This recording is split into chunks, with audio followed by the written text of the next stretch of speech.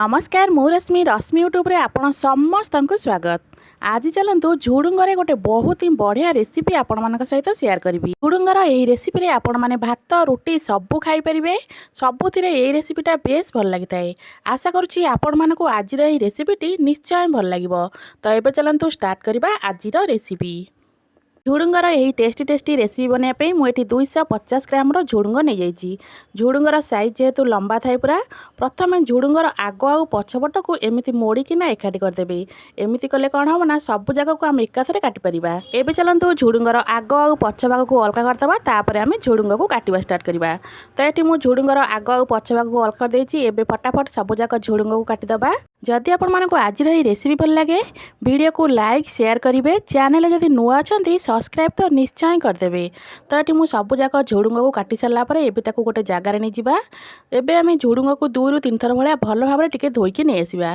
तो ये मुझे झुडुंग को भल भाव में धोईकी नहीं आसी आपको रखा साइड रे। ये मुझे नहीं 2टा मीडियम साइज पियाज जो पियाज को आम अलग अलग कर काटा और अलग अलग समय यूज करवा।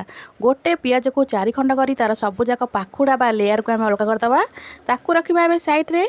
आर पियाज को आम पूरा पतला पतला और चुन चुन करके काटिदबा। पियाज को भल भाव में काटि सारा पर ताकू रखा साइड रे। गैस ऑन करी गोटे कड़ाई बसैबा। कड़ाई भल भाव में गरम है से दे दूची 2 चामच भाया सोरिष तेल। तेल को पूरा भल भाव में गरम करेंगे। तेल आमर भल भाव में गरम हो सारापर 2टा मीडियम साइज आलू को चोपा छड़ेकिना काटिक रखी देदेबा। गैस फ्लेम को हाई करेंगे मीडियम टू लो रखिथे। मीडियम टू लो फ्लेम रे आलू को एबे आमे भल भाव में भाजवा। जे पर्यंत आलू आमर भाजी होतिबो से पर्यंत आलू आमर प्रायतः 20 ରୁ 30% भाया भल भाव में सीझी जीवो। तो आलू को भाजबार आमर 3 ରୁ 4 मिनट भाया होगलानी। आलूर आमर ये हल्का हल्का कलर चेंज होगलानी। आलू ये भाजी होगलानी भल भाव में। आलू एतिकी भाजी होगला परे एबे आमे धोईकी रखिथिबा झुडुंग को एठी देदेबा। झुडुंग को दे सारा पर ताकू बेसी समय पर्यंत बिल्कुल भी भाजबेनी। मात्र 1 ରୁ 2 मिनट पर्यंत झुडुंग को हाई फ्लेम रे एपट सेपट करी भाजबे जेमति तार कंचा स्मेल टिके पळेबो। तो ये मुझे सबूक झुडुंग को दे देछि। गैस फ्लेम को एबे चलतु हाई करदबा। हाई फ्लेम रे आकु 1 ରୁ 2 मिनट पर्यंत भल भाव में टिके एपट सेपट करी भाजीदबा। झुडुंगर तो आपण मैंने विभिन्न प्रकार रेसिपी बनई थारे यही रेसिपीटा को निश्चय ट्राए करंतु। आपण मानकु यही रेसिपीटा भल नुहे बहुत भल तो निश्चय लगिवो। जदि आपण मानकु झुडुंग खाइबा पसंद तो झुडुंगर सबु रेसिपी तो आपण मानकु प्रायतः भल लागुथिबो। जदि आपण मानकु झुडुंग खाइबा बिल्कुल भी पसंद नुहे तो थारे यही रेसिपीटा को निश्चय ट्राए करंतु। आपण मानकु झुडुंग निहाती भाव में भल लागिवो। तो ये 1 ରୁ 2 मिनट पाखापाखि मोर हो गलानी। झुडुंग ये भल भाव में भाजी होगलानी। आलू तो आमर आगुरी भल भाव में भाजी हो जाता। तो ये चलतु झुडुंग आलू को गोटे प्लेट को काढ़ीदबा। तो मुझे झुडुंग आलू को गोटे प्लेट को काढ़ी देछि। सेही कड़ाई एबे आमे मसला बनैबा। मसला बनाया कड़ाई दे दूची 1 चामच भाया सोरिष तेल। तेल भल भाव में गरम है एबे देदेबा हाफ चामच भाया कला जीरा। जीरा को टिके फुटवा छाड़ा। जीरा टिके फुटीगला पूरा चुन चुन कर काटी रखिथिबा पियाज को एठी आमे देदेबा। पियाज को पूरा भल भाव में भाजिबे जेमि तार कलर पूरा गोल्डन ब्राउन हो। पियाज टी भाजी हबार प्रायतः 1 ରୁ 2 मिनट भाया होगलानी। पियाज टी भल भाव में भाजी होगलानी। एबे से देदेबा अदा रसुण छेचा। अदा रसुण को बिल्कुल भी एथिरे बाटिकी देबेनी एमिति छेचिकी देबे कारण छेचार टेस्टा बटा अपेक्षा बहुत ही भल लगी थाए। तो अदा रसुण छेचा दे सारा पर याकू 2-3 मिनट पर्यंत भाजीदेबा। एबे से देबा हाफ चामच रु कम हळदी गुंड। जेतिकी राग खाइबे से हिसाब रे राग देबे। स्वाद अनुसार लुण 1 चामच देथिली चिकन मसला। एबे मसला टिके सुखा सुखा लागुतला अल्प पानी देकी एबे आमे मसला को भल भाव में कसिबा। मसला को पाखापाखि 7 ରୁ 8 मिनट पर्यंत कसिबे। जेकोसी तरकारी बनातु मसलाटा जदि भल भाव में कषि होइतिबो ना तरकारीटा खाइबा पई तो बेस भल लगी थाए। तो एबे चलतु मसला को आमे 7 ରୁ 8 मिनट पर्यंत कसिबा। एबे मसला को कवर करदबा। मसला को सिझिया पई छाड़िबा। मझरे मझरे कवर काढ़ी मसला को गोलौथिबे पुणी ताको कवर करुथिबे। एमिति मसला को कसेबार मोर पाखापाखि 7 ରୁ 8 मिनट पर्यंत हो गलानी।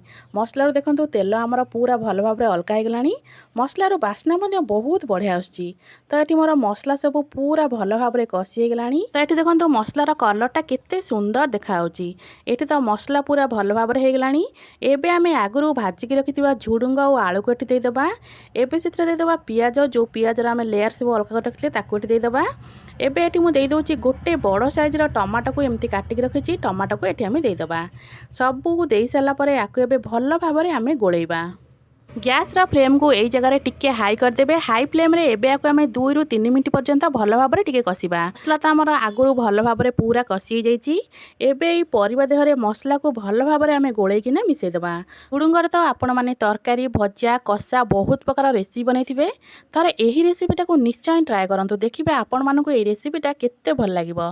तो एबे देखंतु मसला सब आमर परिबा देहरे भल भाव मिसी गलानी। तो एबे गैस रा फ्लेम को टिके लो करदेबा। लो फ्लेम रे भी मते एमिति याको भल भाव टिके गोलई चलिबा, नहले मसला आमर तळु लागिजिवो, जेहेतु एथरे पानी फानी टोटाली भी दिया हैनी। तो एबे एमिति 1 रु 2 मिनिट पर्यंत आउ गोलई दबा। एबे आमे एथरे पानी ऐड करबा। पानी एटी टोटाली ना को मात्र देबे। एटी मु बहुत कम पानी यूज करथिली, जेहेतु एटा को आमे पूरा सुखा सुखा बनैया। तो अल्प पानी दे दबा केवल टिके सिझिबा पई। टिके पानी दे सारा पर गैस रा फ्लेम को टोटाली लो करदेबे। एबे को कवर करके 7 रु 8 मिनिट पर्यंत छाड़िबा सिझिबा पई। 7 रु 8 मिनिट पर तरकारी पाखापाखी हमर हेई गलानी। एबे को भल भाव टिके गोलई दबा। गैस रा फ्लेम टिके हाई करदेबे। हाई फ्लेम रे मसला सब को एपट सेपट करके मिसै देबे। मिसै सारा पर आमे चेक करबा आलू हमर सिझिलानी कि नाही। तरकारी रु तो बास्ना बहुत बढ़िया आसुची। तो एबे चलंतु चेक करदबा गोटे आलू को आलू हमर सिझिलानी कि नाही। आलू एटी पूरा भल भाव रे सिझि जाइची। तो एबे आकु भल भाव टिके गोलई दबा। गोलई सारा पर जति धनिया पत्र थिबो ऊपरे अल्प धनिया पत्र दे देबे। पाखरे धनिया पत्र नथिला तो एबे मु एथे देउची अल्प गरम मसला। गरम मसला अल्प देई सारा पर ताकु भल भाव रे पुणी गोलई दबा। एमिति गोलई सारा पर एबे हमर प्रस्तुत हो गला झुडुंग आलूर गोटे मसला दिया भजा। आशा करछि आपण मानको आजिर ए रेसिपीटी निश्चय भल लागिथिबो। जदि आपण मानको आजिर रेसिपी भल लागिथिबो वीडियो को लाइक करिवे, शेयर करिवे। चैनल जदि नुआ अछंती सब्सक्राइब तो निश्चय करदेबे। पुणी आसीबे गोटे नुआ रेसिपी नहीं। से पर्यंत रहउची नमस्कार। जय जगन्नाथ।